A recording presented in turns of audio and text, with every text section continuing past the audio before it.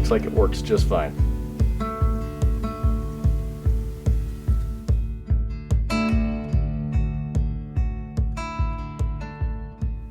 Hey there guys, welcome back to yet another super exciting, riveting video, and today is absolutely no exception.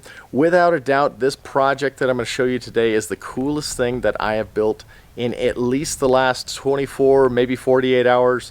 And by that logic, it's also the most ridiculous thing I've built as well. If you didn't get it from the thumbnail, it is a DIY post soaker for the purpose of soaking wooden posts that are going to go into the ground in oil or some substance to help prevent them from decaying and rotting and ultimately lasting longer. If you're unfamiliar with the general concept, it is essentially the same thing the railroad's been doing for the last couple of hundred years when they soak railroad ties in creosote and other types of oil to help preserve them and help them last longer. So let me show you how I built this little guy, what all the little features are, and then we'll test it out. And you can see I've already got a couple post-soak or pre-soaked or post-soaked posts. I don't know. Anyway, and then I'll give you some closing comments at the end.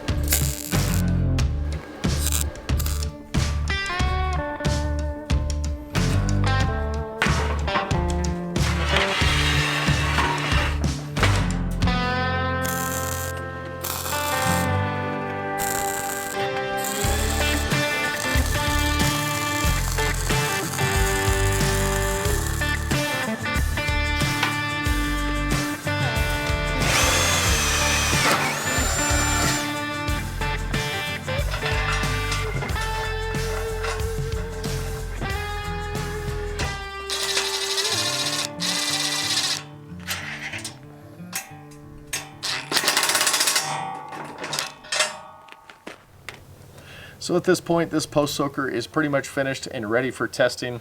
But before I do that and get it all greasy and messed up, I figured I'd just give you a little bit of a tour for some of the things that you may be wondering about from when I was just putting stuff together in the build portion of this video. You probably figured out this is a handle on this side, and this is essentially a spout. I guess you could call this a metalworker's teapot, or a teapot fit for a Nephilim. But anyway, this is so that I can either fill it up while there's a post in here, but also empty it into a container. And the other thing I wanted to point out, you may have noticed this bottom weld is a little bit thicker than what you saw me add earlier in the video. Well, that is because I filled this with water to check for any leaks, and I had a couple of pinhole leaks, so I just decided to add a big fat weld all the way around. And then these bolts on all four corners, those are just so that it will stick into the ground and give a little bit more of a secure base for when there's a post, 8-foot post sitting in here. Because the other thing is that when I did that weld, I didn't really wait like I normally do when I weld so that things don't warp. So this does have just a little bit of a cupping. So if I didn't have these bolts, it would kind of rock just a little bit. But anyway, I'm pleased with how it came out, and now I'll fill it up with some oil, soak a post, and then show it being emptied back into a container to store the oil. So here's the test. I've already got the main chamber filled up with a little bit of used motor oil, and I will place the post in here like so. And instead of just pouring oil on the sides in case I don't want to get it above a certain point on the post, I have a little method I think is going to work out pretty nicely by using a funnel so I can adjust the level just by pouring it in through here.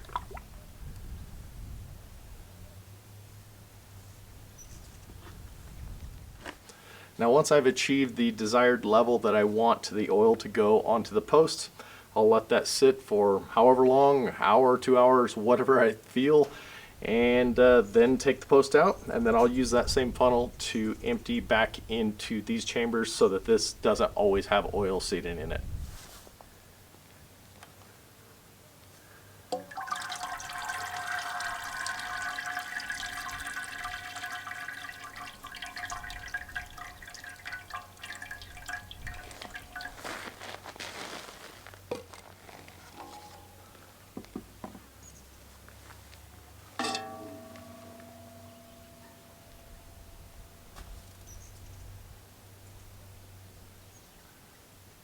Well, not too bad. It's just a bit heavy, but other than that, looks like it works just fine.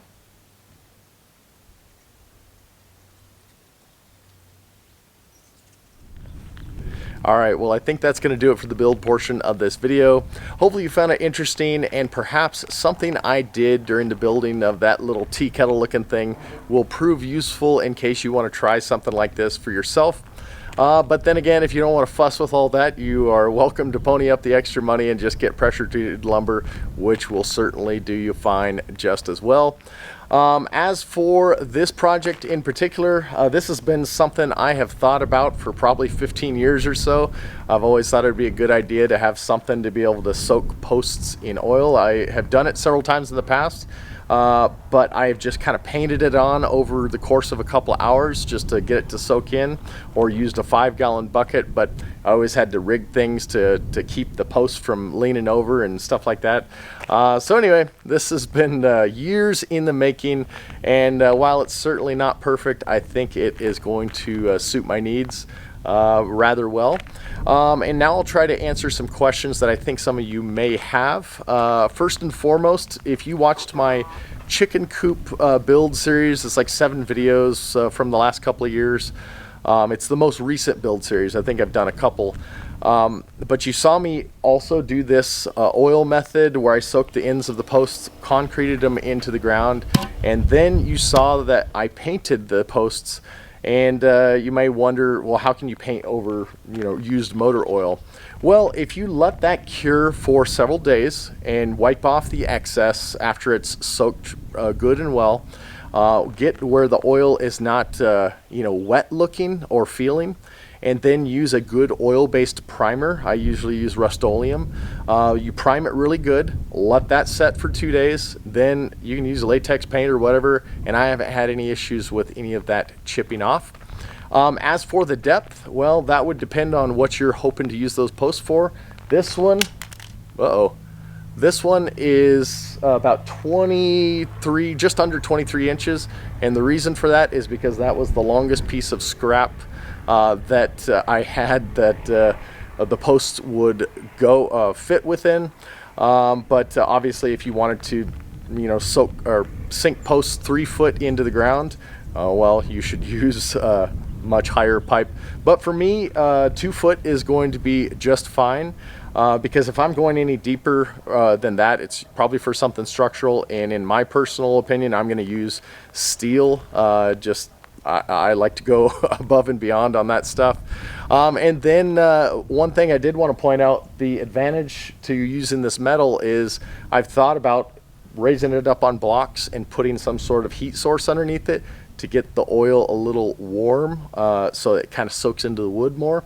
I don't know if it'd make a difference, but I thought it was a cool concept. And the other question that I wrote down, some of you I think might have, is why didn't I just use PVC? Well, if you've checked the cost of large diameter PVC, that's all you need to do. This is far cheaper to do it in metal, and again, I can heat this up. And the last question I wrote down that I thought some of you may have is, why wouldn't I just use pressure treated lumber versus going through all this extra effort to treat untreated wood? Well, I could certainly use pressure treated lumber and it would serve me just fine, but it comes at quite a cost premium. And given the economic times we find ourselves living in with the ever increasing inflation, I'm choosing to hold on to as much of my wealth as I can for whatever the future holds. And being that I already changed the oil on my vehicles and I already have this on hand, versus taking it to a recycling center where it doesn't exactly get recycled as they would lead you to believe, I would rather use it here and save a few bucks in the process. So I guess ultimately the answer is the same as the PVC question. It's just cost savings and the economy of it all. Well, I think that's going to do it for the Q&A portion of this video. But if there is a question you had that I did not cover in that segment, just put it down below and I will try to answer it to the best of my ability. If you did enjoy this video, consider giving it a thumbs up and hitting the subscribe button for future similar content. And being that I have been talking about the preservation of wood and I've mentioned the economy a few times, if you do enjoy my channel and you would like to support my channel while also supporting and preserving your financial future, I would encourage you to check the link down below to one of my recent partners, ITM Trading. They are a precious metals investment company specializing in gold and silver, which are the two commodities that have always held their value since the beginning of recorded history. They can help you with anything from simply purchasing a small lot of silver rounds all the way to having a structured investment strategy going forward into the future. Because if you're like me, I don't see rosy expectations coming down the pipe economically, and I think it's always good to hedge your bets in anything that you do, but specifically in this case with your financial future. So anyway, consider checking out that link, and until the next video, God bless.